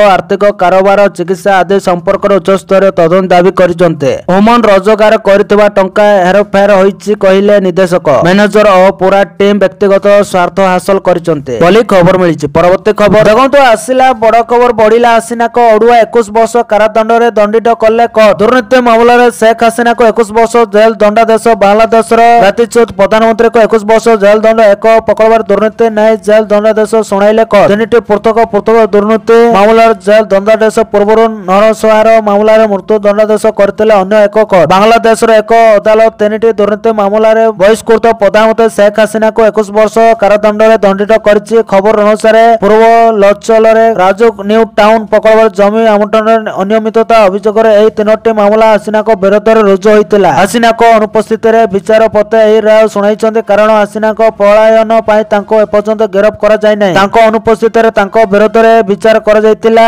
प्रत्येक मामला रे हसीना को 7 वर्ष लेखा जेल दंड दिया जायछि बोले खबर मिलिछि। परवर्ती खबर देखंतु आसिला बड़ खबर जमीन को हत्या करा जायतिबा दाबी कले आसाम मुख्यमंत्री। आसाम रो प्रसिद्ध गायक जमीन गर्ग को मृत्यु को नै बड़ खुलासा। गायक को हत्या करा जायतिबा दाबी कले आसाम मुख्यमंत्री हेमंत बिश्व शर्मा। से कहचंती जे जमीन को सिंगापुर रे हत्या करा जायतिला। तांको मृत्यु साधारण नथिला। जे माने यह कहचंती से माने आईन हातरू खसी पारिबे नै। घटना घटिबा परे सिंगापुर प्रशासन यह को एक साधारण मृत्यु भाव रे वर्णना करथिले एवं सरकारी व्यवस्थित रिपोर्ट रे मृत्युर कारण बुड़ी जिबा लेखा जायतिला। किंतु वर्तमान आसाम सरकार यह को एक हत्या बोले विचार करे तदंत आरंभ करिছে बोले खबर मिलिছে। परवर्ती खबर देखंतु आसिला बड़ खबर राष्ट्रपति द्रौपदी मुर्मू को स्वागत जणाइले मुख्यमंत्री कहले ए सब कथा। भारतर राष्ट्रपति श्रीमती राष्ट्रपति द्रौपदी मुर्मू गुरुवार ओडिशा विधानसभा पहुंची विधायिका भाव निर्वाचित होगा पर राष्ट्रपति भाव यह प्रथम विधानसभा गस्त स्वागत करने मुख्यमंत्री मंत्री परिषद सदस्य और वर्तमान और पूर्वतन विधायक मान उपस्थित थे। गृह राष्ट्रपति को स्वागत कर मुख्यमंत्री संघर्षमय जीवन और सफलता अभिनंदन जनाई। मुख्यमंत्री कहते सर्वोच्च आसन में बसी आपण निज जन्मभूमि और कर्मभूमि को भूली ना से राष्ट्रपति कार्यधारा को अनन्य बोली वर्णना कर विधायिका मंत्री राज्यपाल एवं राष्ट्रपति भाव कार्य अतुलनीय। मुख्यमंत्री निज सरकार को कार्यधारा विषय राष्ट्रपति को अवगत कर आशा प्रकाश करते आपण परामर्श 2036 समुद्र ओडिशा गठन में सहायक हम खबर मिली। परवर्ती खबर देखो आसला बड़ खबर मार्च 8 तारिख में मिल सबुदारा टंका एकाथर 2टी किस्त 10,000 टंका देवे सरकार। सबुदारा योजना ने आसला बड़ खबर मार्च 8 तारिख में सबुदारा नुआ हिताधिकारी को मिल टंका एका बेले नुआ हिताधिकारी को 2टी किस्त 10,000 टंका देवे राज्य सरकार एने घोषणा कले उपमुख्यमंत्री प्रभाती परिड़ा बोले खबर मिली। परवर्ती खबर देखो आसला बड़ खबर 10 वर्ष भितर बदली जीव चित्र देशर श्रेष्ठ 5 राज्य भितर ओडिशा 10 वर्ष भितर बदल ओडिशार चित्र समुद्र हम ओडिशा देशर श्रेष्ठ 5 राज्य मानक भितर Odisha. Utkal chamber of commerce and industry पक्षर आयोजित समुद्र ओडिशा कनक्लेव को उद्घाटन कर मुख्यमंत्री मोहन चरण माझी आगामी ओडिशा स्वप्न उपर एमती आलोकपात कहते। मुख्यमंत्री कहते ओडिशा रे शिल्प विप्लव आरंभ होइछि। राज्य एबे 120 बिलियन अर्थनीति रे अछि। सरकार एबे सुधा 5,60,000 कोटी 260 प्रकल्प अनुमोदन करिछि। या द्वारा 3,60,000 नियुक्ति सृष्टि हेब। 2036 सुधा अर्थनीति रे श्रेष्ठ 5 राज्य ओडिशा रहिबो बोली कहते मुख्यमंत्री बोली खबर मिली। परवर्ती खबर देखो आसला बड़ खबर धर्मेंद्र मोहन मु एकाठी आसीथिलु विधानसभा रे काहेकि एपरि कहले राष्ट्रपति। भारतर महामहिम राष्ट्रपति द्रौपदी मुर्मू ओडिशा विधानसभा को सम्मिलित कर निज पई एक नियारा तथ्य ऐतिहासिक मुहूर्त बोली वर्णना करछन्ते। निज राजनैतिक कैरियर आरंभ होइथिबा ए गृह उपस्थित रही से बहुत आनंदित बोली कहिथिले। निज संबोधन रे राष्ट्रपति निज पूर्व अभिज्ञता बंखाड़िबा सह विधायक मानक गुरुत्वपूर्ण परामर्श देइथिले। राष्ट्रपति कहिथिले आज मु जोंटी अछि तार श्रेय ए गृहर महाप्रभु जगन्नाथ का आशीर्वाद नथिले मु एठारे पहुंची पारि नथांते। से कहिथिले जे से एही गृह रे विधायिका भाबे प्रश्न पचारिचन्ते एवं मंत्री भाबे प्रश्नर उत्तर मध्य दैचन्ते। 2000 मसिया रे निर्वाचित होई आसीथिबा साथी मानको संस्मरण कर से कहिथिले धर्मेंद्र मोहन आउ मु 2000 रे एकाठी आसीथिलो। गैलरी रे बसिथिबा पूर्वतन विधायक को पाकर पाई से अभिवृद्धि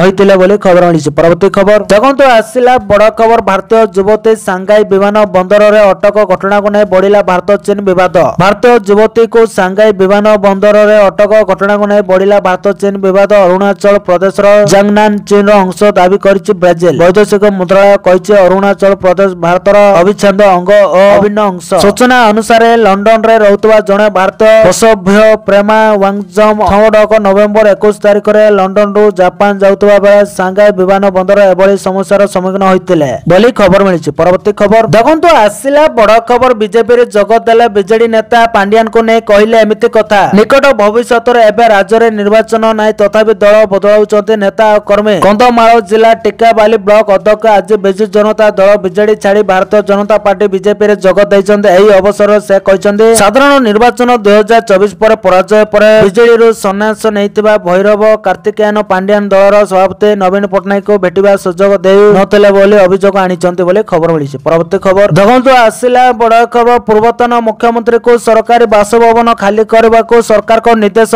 2 दशक धरि सरकारी बासभवन रे रहउतबा पूर्वतन मुख्यमंत्री को बासभवन छाड़िबा को बीजेपी सरकार को निर्देश। बिहार रे एनडीए सरकार को नेतृत्व रे नीतीश कुमार मुख्यमंत्री हेबा पर 2 दशक धरि सरकारी बासभवन रे रहउतबा पूर्वतन मुख्यमंत्री बासभवन खाली करबा को निर्देश दिया जायछि। बिहार पूर्वतन मुख्यमंत्री तथा लालू यादव पत्नी रांद्री देवी 2 दशक धरि पाटनार सर्कुलर रोड स्थित 10 नंबर सरकारी बासभवन रे रही आसुथिले। गत नवेम्बर 25 तांको सरकारी बासभवन खाली करबा को नोटिस दिया जायछि। जेउठारे से प्राय 2 दशक धरि तांको स्वामी लालू प्रसाद एवं परिवारर अन्य सदस्यक सहित रहुचंते। पर तांको कोठा निर्माण विभाग हार्डिंग रोड स्थित 39 नंबर नूतन सरकारी बंगला दिया जायछि बोले खबर मिलिछि। परवर्ती खबर देखंतु आसिला बड़ खबर 2 कोटी आधार कार्ड नंबर को बंद कर देला यूआईडीएआई। आज भारतीय अनन्य परिचय प्राधिकरण यूआईडीएआई आधार कार्ड को नै एक बड़ पदक्षेप नैछि। यूआईडीएआई सारा देश रे 2 कोटी अधिक लोकक आधार कार्ड नंबर को निष्क्रिय कर दैछि। तथापि यह मध्य उल्लेख करबा उचित जे यूआईडीएआई जे माने आउ ए दुनिया रे नाहंते अर्थात जे माने मृत्युवरण करिसंते सेमानकर आधार नंबर को निष्क्रिय कर दैछि। प्रकृत रे आधार डाटाबेस निरंतर अपडेट ରଖିବା ଏବଂ ମୃତ ବ୍ୟକ୍ତିମାନଙ୍କର ଆଧାର ନମ୍ବରର ଅପବ୍ୟବହାରକୁ ରୋକିବା ପାଇଁ ଦେଶବ୍ୟାପୀ ଅଭିଯାନର ଅଂଶ ଭାରତର କର୍ତ୍ତୃପକ୍ଷ ଏହି ଗୁରୁତ୍ୱପୂର୍ଣ୍ଣ ପଦକ୍ଷେପ ନେଇଛନ୍ତି ବୋଲି ଖବର ମିଳିଛି। ପରବର୍ତ୍ତୀ ଖବର ଦେଖନ୍ତୁ, ଆସିଲା ବଡ଼ ଖବର। ଏବେ ମହିଳାଙ୍କ ହତ୍ୟା ପାଇଁ ଆଜୀବନ କାରାଦଣ୍ଡ। ଇଟାଲୀର ସଂସଦ ଏକ ଐତିହାସିକ ନିଷ୍ପତ୍ତି ନେଇଛି। ଆଇନ ପ୍ରଣେତା ମାନେ ଏବେ ନାରୀ ହତ୍ୟାକୁ ଏକ ପୃଥକ ଅପରାଧ ଭାବରେ ସ୍ୱୀକୃତି ଦେଇଛି। ଦୋଷୀ ଆଜୀବନ କାରାଦଣ୍ଡରେ ଦଣ୍ଡିତ ହେବା ନେଇ ଏକ ଆଇନ ପାସ୍ କରାଯାଇଛି। ଗୁରୁତ୍ୱପୂର୍ଣ୍ଣ କଥା ହେଉଛି ଏହି ବିଲ୍ ନଭେମ୍ବର 25 ତାରିଖରେ ମଞ୍ଜୁର ହୋଇଥିଲା। ଏହା ସାରା ବିଶ୍ୱରେ ମହିଳାମାନଙ୍କ ବିରୋଧରେ ହିଂସା ଦୂର କରିବା ପାଇଁ ଉତ୍ସର୍ଗୀକୃତ। ଗତ ବର୍ଷ ଇଟାଲୀରେ 116 ଜଣ ମହିଳାଙ୍କୁ ହତ୍ୟା କରାଯାଇଥିଲା। ସେମାନଙ୍କ ମଧ୍ୟରୁ 106 ଜଣର ମୃତ୍ୟୁ ଲିଙ୍ଗୋତ୍ତମ କାରଣ ହୋଇଥିଲା। ଏବେ ଏପରି ପ୍ରତ୍ୟେକ ମାମଲା ପୃଥକ ଭାବରେ ପଞ୍ଜୀକୃତ ହେବ ଏବଂ କଠୋର ଆଇନଗତ କାର୍ଯ୍ୟାନୁଷ୍ଠାନ ଗ୍ରହଣ କରାଯିବ ବୋଲି ଖବର ମିଳିଛି। ପରବର୍ତ୍ତୀ ଖବର ଦେଖନ୍ତୁ, ଆସିଲା ବଡ଼ ଖବର। ଅହମ୍ମଦାବାଦରେ 2023 ରାଜ୍ୟଗୋଷ୍ଠୀ କ୍ରୀଡ଼ା। ଭାରତକୁ 2023 କମନୱେଲ୍ଥ ଗେମ୍ସ ପାଇଁ ଆୟୋଜନ ଅଧିକାର ପ୍ରଦାନ କରାଯାଇଛି। ଏହା ଗୁଜରାଟର ଅହମ୍ମଦାବାଦରେ ଅନୁଷ୍ଠିତ ହେବ। କମନୱେଲ୍ଥ କ୍ରୀଡ଼ା କାର୍ଯ୍ୟନିର୍ବାହୀ ବୋର୍ଡ ସ୍କଟଲ୍ୟାଣ୍ଡର ଗ୍ଲାସଗୋରେ ବୈଠକ କରି ଏହା ଘୋଷଣା କରିଛନ୍ତି। ବୈଠକରେ ଭାରତକୁ ଆୟୋଜିତ ଭାବରେ ଚୟନ କରିବା ପାଇଁ ନିଷ୍ପତ୍ତି ନିଆଯାଇଛି। ଭାରତ ସହିତ ନାଇଜେରିଆ ମଧ୍ୟ ଏହି ଇଭେଣ୍ଟ ଆୟୋଜନ କରିବା ପାଇଁ ଦୌଡ଼ରେ ଥିଲା। ଭାରତ ମଧ୍ୟ 2036 ଅଲିମ୍ପିକ୍ସ ଗେମ୍ସ ଆୟୋଜନ ପାଇଁ ଏକ ଦାବିଦାର ରହିଛି। ତେଣୁ 2023 ରାଜ୍ୟଗୋଷ୍ଠୀ ଗେମ୍ସ ଆୟୋଜନ ଦେଶ ପାଇଁ ଅତ୍ୟନ୍ତ ଗୁରୁତ୍ୱପୂର୍ଣ୍ଣ ବୋଲି ବିବେଚନା କରାଯାଉଛି। ଏହି ପଦକ୍ଷେପ ଭାରତରେ ଅଲିମ୍ପିକ୍ସ ଆୟୋଜନ ସ୍ୱପ୍ନକୁ ଆହୁରି ମଜବୁତ କରିବ। ଯଦି ଭାରତର ଅଲିମ୍ପିକ୍ସ ଆୟୋଜନ ଅଧିକାର ହାସଲ କରେ ତେବେ ଏହା ଦେଶର କ୍ରୀଡ଼ା ଇତିହାସରେ ପ୍ରଥମ ହେବ ବୋଲି ଖବର ମିଳିଛି। ପରବର୍ତ୍ତୀ ଖବର ଦେଖନ୍ତୁ, ଆସିଲା ବଡ଼ ଖବର। ଜାତୀୟ ହାର ତୁଳନା ଓଡ଼ିଶାର ମୁଣ୍ଡ ପିଛା ଆୟ କମ୍। ରାଜ୍ୟର ପ୍ରତ୍ୟେକ ବ୍ୟକ୍ତିଙ୍କ ମୁଣ୍ଡ ପିଛା ଆୟ ପର କ୍ୟାପିଟାଲ ଇନକମ୍ ଜାତୀୟ ହାର ତୁଳନାରେ ବହୁ ପଛରେ ରହିଛି। ଜାତୀୟ ସ୍ତର 2,162 ଟଙ୍କା $2,440 ରହିଥିବା ବେଳେ ଓଡ଼ିଶାରେ ମୁଣ୍ଡ ପିଛା 1,82,548 ଟଙ୍କା ରହିଛି। ତେବେ ଗୋଟିଏ ପଟେ ରାଜ୍ୟ ସରକାର ଓଡ଼ିଶାକୁ ବିକାଶର ଶୀର୍ଷରେ ପହଞ୍ଚାଇବା ପାଇଁ ଅହରହ ଉଦ୍ୟମ କରୁଛନ୍ତି। ଏଥିପାଇଁ ଭିଜନ 2036 ଏବଂ 2047ର ପରିକଳ୍ପନା କରାଯିବା ସହ ବହୁବିଧ ଯୋଜନା ହାତକୁ ନିଆଯାଇଛି। ଏହି ପରିପ୍ରେକ୍ଷୀରେ ରାଜ୍ୟ ସରକାରଙ୍କ ଅର୍ଥ ବିଭାଗ ପକ୍ଷରୁ ପ୍ରସ୍ତୁତ economic and finance of Odisha and medium term ଆଉଟଲୁକ୍ରେ ଏଭଳି ଗୁରୁତ୍ୱପୂର୍ଣ୍ଣ ତଥ୍ୟ ରହିଛି। ନଭେମ୍ବର 20ରେ ଅର୍ଥ ବିଭାଗ ପକ୍ଷରୁ ଜାରି କରାଯାଇଥିବା ଏହି ରିପୋର୍ଟରେ କୁହାଯାଉଛି 2024-25 ଆର୍ଥିକ ବର୍ଷରେ ଓଡ଼ିଶାର ପ୍ରତ୍ୟେକ ବ୍ୟକ୍ତିଙ୍କ ମୁଣ୍ଡ ପିଛା ଆୟ INR 1,82,548 ରହିଛି ବୋଲି ଖବର ମିଳିଛି। ପରବର୍ତ୍ତୀ ଖବର ଦେଖନ୍ତୁ, ଆସିଲା ବଡ଼ ଖବର। ଇମ୍ରାନ ଖାନଙ୍କ ମୃତ୍ୟୁକୁ ନେଇ ଉଠୁଛି ପଡୁଛି ପୁରା ପାକିସ୍ତାନ। ଦେଶରେ ହଡ଼କମ୍ପ ସତ କହିଦେଲା ଆଦିଆଲ ଜେଲ ପ୍ରଶାସନ। ଗତକାଲିଠୁ ପାକିସ୍ତାନ ଠାରୁ ଆରମ୍ଭ କରି ପୁରା ସୋସିଆଲ ମିଡିଆରେ ଖବର ପ୍ରସାରିତ ହେଉଛି ଯେ ପୂର୍ବତନ ପ୍ରଧାନମନ୍ତ୍ରୀ ଏବଂ PTI ପ୍ରତିଷ୍ଠାତା ଇମ୍ରାନ ଖାନଙ୍କ ପରଲୋକ ହୋଇଛି। ଏହି ଗୁଜବ ଏତେ ଖୁବ୍ ବ୍ୟାପିବାରେ ଯେ ହଜାର ହଜାର ଲୋକ ଆଦିଆଲା ଜେଲ ବାହାରେ ଏକାଠି ହୋଇଥିଲେ ବେଳେ ସମଗ୍ର ଦେଶ ଅଶାନ୍ତ ହୋଇ ପଡ଼ିଥିଲା ଜଣାପଡ଼ିଛି। PTI କର୍ମୀମାନେ ରାଓଲପିଣ୍ଡି, ପେଶୱାର ଏବଂ ଅନ୍ୟାନ୍ୟ ସହରରେ ଜରୁରୀକାଳୀନ ପ୍ରତିବାଦ ଆରମ୍ଭ କରିଛନ୍ତି। ତେବେ ବଢୁଥିବା ଗୁଜବ ମଧ୍ୟରେ ଜେଲ ପ୍ରଶାସନ ଏକ ସରକାରୀ ବିବୃତ୍ତି ଜାରି କରିବାକୁ ବାଧ୍ୟ ହୋଇଛି। ଅଧିକାରୀମାନେ କହିଛନ୍ତି ଯେ ଇମ୍ରାନ ଖାନ ଜେଲରେ ସମ୍ପୂର୍ଣ୍ଣ ସୁସ୍ଥ ଅଛନ୍ତି ଏବଂ ତାଙ୍କ ସୁରକ୍ଷା ପ୍ରତି କୌଣସି ବିପଦ ନାହିଁ। ପ୍ରଶାସନ ଏହା ମଧ୍ୟ ସ୍ପଷ୍ଟ କରିଛି ଯେ ଇମ୍ରାନଙ୍କୁ ଅନ୍ୟ କୌଣସି ସ୍ଥାନକୁ ସ୍ଥାନାନ୍ତର କରାଯାଇ ନାହିଁ ଏବଂ ସୋସିଆଲ ମିଡିଆରେ ପ୍ରସାରିତ ରିପୋର୍ଟ ସମ୍ପୂର୍ଣ୍ଣ ମିଛ ବୋଲି ଖବର ମିଳିଛି। ପରବର୍ତ୍ତୀ ଖବର ଦେଖନ୍ତୁ, ଆସିଲା ବଡ଼ ଖବର। 77 ଲକ୍ଷ ନୂଆ ନିଯୁକ୍ତି ସୃଷ୍ଟି କରିବ labour code SBI research. Bharat ସରକାରଙ୍କ ଦ୍ୱାରା ନିକଟରେ ଲାଗୁ ହୋଇଥିବା 4ଟି ନୂଆ ଶ୍ରମ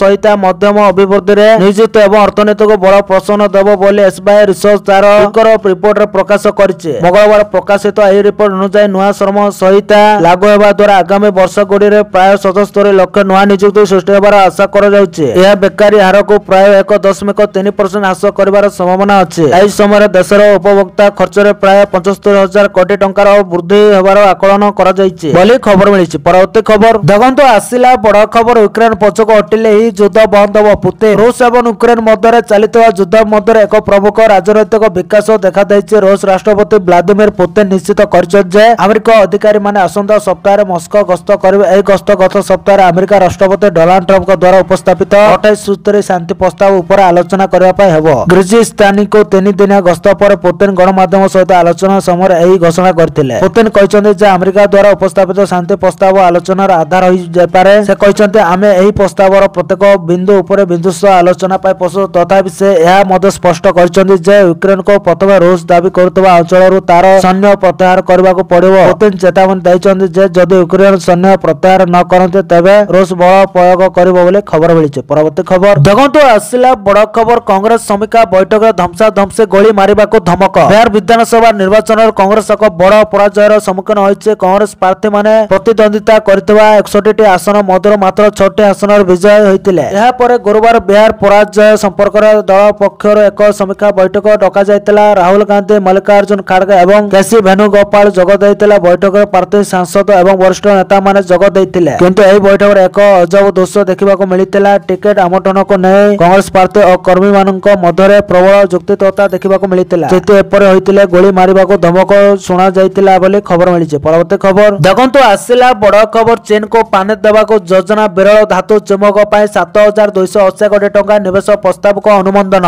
ଦେଶର ଭିତ୍ତିଭୂମିକୁ ପରିବର୍ତ୍ତନ କରିବା ପାଇଁ କେନ୍ଦ୍ର କ୍ୟାବିନେଟ ଏକକାଳୀନ 4ଟି ପ୍ରମୁଖ ନିଷ୍ପତ୍ତି ନେଇଛନ୍ତି। ପ୍ରଧାନମନ୍ତ୍ରୀ ନରେନ୍ଦ୍ର ମୋଦି ସରକାର ମହାରାଷ୍ଟ୍ର ଏବଂ ଗୁଜରାଟର ଲୋକଙ୍କ ପାଇଁ ସ୍ୱତନ୍ତ୍ର ଉପହାର ସମେତ ମୋଟ 19,919 କୋଟି ଟଙ୍କାର ପ୍ରକଳ୍ପକୁ ମଞ୍ଜୁରୀ ଦେଇଛନ୍ତି। କେନ୍ଦ୍ର ମନ୍ତ୍ରୀ ଅଶ୍ୱିନୀ ବୈଷ୍ଣବ ଏହି ନିଷ୍ପତ୍ତି ଗୁଡ଼ିକ ଘୋଷଣା କରିଛନ୍ତି। ପୁଣେ ମେଟ୍ରୋ ଏବଂ ବିରଳ ଧାତୁ ଚୁମ୍ବକ ସହିତ ସରକାର 2ଟି ପ୍ରମୁଖ ରେଳ ପ୍ରକଳ୍ପକୁ ମଧ୍ୟ ଅନୁମୋଦନ କରିଛନ୍ତି। ମୁମ୍ବାଇ ନିକଟବର୍ତ୍ତୀ ବଦଲାପୁର କର୍ଜତ ଲାଇନ ଏବଂ ଗୁଜରାଟର ଦ୍ୱାରକା ଲାଇନ। ଏହି ନିଷ୍ପତ୍ତି ଗୁଡ଼ିକ ସହଯୋଗୀକରଣ ପ୍ରତି ସରକାରଙ୍କ ଗମ୍ଭୀରତାକୁ ପ୍ରଦର୍ଶନ କରିଛି। ଏହି ପ୍ରକଳ୍ପ ଗୁଡ଼ିକ ଲକ୍ଷ ଲକ୍ଷ ଯାତ୍ରୀଙ୍କୁ ସିଧାସଳଖ ଲାଭ ଦେବ ଏବଂ ଯାତ୍ରା ସମୟକୁ ଯଥେଷ୍ଟ ହ୍ରାସ କରିବ। କ୍ୟାବିନେଟ ସର୍ବୋଚ୍ଚ ବଜେଟ୍ ଉପସ୍ଥାପନ କଲା। ପୁଣେ ମେଟ୍ରୋର ପ୍ରଥମ ପର୍ଯ୍ୟାୟ ପାଇଁ ପୁଣେ ମେଟ୍ରୋକୁ 9,858 କୋଟି ଅନୁଦାନ ମିଳିଛି। ଏଥିରେ ସହର ମଧ୍ୟରେ ଏକ 32 କିଲୋମିଟର ନୂତନ ଲାଇନ ବିଛାଇବା କାର୍ଯ୍ୟ ଅନ୍ତର୍ଭୁକ୍ତ ବୋଲି ଖବର ମିଳିଛି। ପରବର୍ତ୍ତୀ ଖବର ଦେଖନ୍ତୁ, ଆସିଲା ବଡ଼ ଖବର। 24 ଘଣ୍ଟାରେ ମିଳିବ ପଟ୍ଟା। ରାଜ୍ୟରେ ଭାଜପା ସରକାର କ୍ଷମତାସୀନ ହେବା ପରଠାରୁ ରାଜସ୍ୱ ବିଭାଗରେ ଅନେକ ଗୁଡ଼ିକ ସଂସ୍କାରମୂଳକ ପଦକ୍ଷେପ ଗ୍ରହଣ କରାଯାଇଥିବା ବେଳେ ଏବେ ଆଉ କେତେକ ସଂସ୍କାର ଅଣାଯିବାକୁ ରହିଛି। ଲୋକେ ଯେପରି ଜମି କିଣା ବିକା ବେଳେ ସମସ୍ୟାର ସମ୍ମୁଖୀନ ନ ହେବା ତାହାକୁ ଦୃଷ୍ଟିରେ ରଖି ସରକାରଙ୍କ ପକ୍ଷରୁ ଏଣିକି 24 ଘଣ୍ଟା ମଧ୍ୟରେ ପଞ୍ଜୀକରଣ ଜମିର ପଟ୍ଟା ଯୋଗାଇବା ଭଳି ଅଭିନବ ପଦକ୍ଷେପ ଗ୍ରହଣ କରାଯିବାକୁ ରହିଛି। ଏନେଇ ବିଭାଗ ପକ୍ଷରୁ ମଙ୍ଗଳବାର ଏକ ଉଚ୍ଚସ୍ତରୀୟ ବୈଠକ ଅନୁଷ୍ଠିତ ହୋଇଯାଇଛି। ବୈଠକରେ ଗୁରୁତ୍ୱପୂର୍ଣ୍ଣ ଦୃଷ୍ଟିରେ ରଖି ବିଭାଗ ପକ୍ଷରୁ ଏପର୍ଯ୍ୟନ୍ତ ବିଧିବଦ୍ଧ ଭାବେ ଘୋଷଣା କରାଯାଇ ନଥିଲେ ମଧ୍ୟ ଏ ବିଷୟର ସୂତ୍ର ମିଳିଥିବା ସୂଚନା ଅନୁଯାୟୀ ଅନେକ ସମୟରେ ଗୋଟିଏ ଲେଖାଏଁ ପ୍ଲଟ ଏକାଧିକ ଥର ପଞ୍ଜୀକରଣ ହେଉଥିବା ବିଭାଗର ନଜରକୁ ଆସିଛି। ଏଥିଲାଗି ବିଭାଗ ସମସ୍ୟାରେ ପଡିଛି। ଲୋକମାନେ କୋର୍ଟ କଚେରୀରେ ଖର୍ଚ୍ଚାନ୍ତ ହେଉଥିବା ବେଳେ ସରକାରଙ୍କୁ ମଧ୍ୟ ଏହାର ଜବାବ ଦେବାରେ ଖର୍ଚ୍ଚାନ୍ତ ହେବା ସହିତ ସମୟ ଗଡ଼ି ଯାଉଛି ବୋଲି ଖବର ମିଳିଛି। ପରବର୍ତ୍ତୀ ଖବର ଦେଖନ୍ତୁ, ଆସିଲା ବଡ଼ ଖବର। ନିର୍ମାଣ ହେଉଛି ସ୍ୱତନ୍ତ୍ର ରେଳ ଷ୍ଟେସନ। ଏକା ସଙ୍ଗରେ ମିଳିବ ଟ୍ରେନ, ବସ୍ ଏବଂ ମେଟ୍ରୋ ସୁବିଧା। ଦେଶରେ ପ୍ରଥମ ଥର ପାଇଁ ଗୁଜରାଟର ଅହମ୍ମଦାବାଦରେ ଏକ ସ୍ୱତନ୍ତ୍ର ରେଳ ଷ୍ଟେସନ ନିର୍ମାଣ ହେବାକୁ ଯାଉଛି। ଏହି ରେଳ ଷ୍ଟେସନକୁ ନେଇ ଚର୍ଚ୍ଚା ଜୋର ଧରିଛି। ଏହା କେବଳ ଟ୍ରେନ ନୁହେଁ ବରଂ ବସ୍ ଏବଂ ମେଟ୍ରୋ ସେବା ମଧ୍ୟ ପ୍ରଦାନ କରିବ।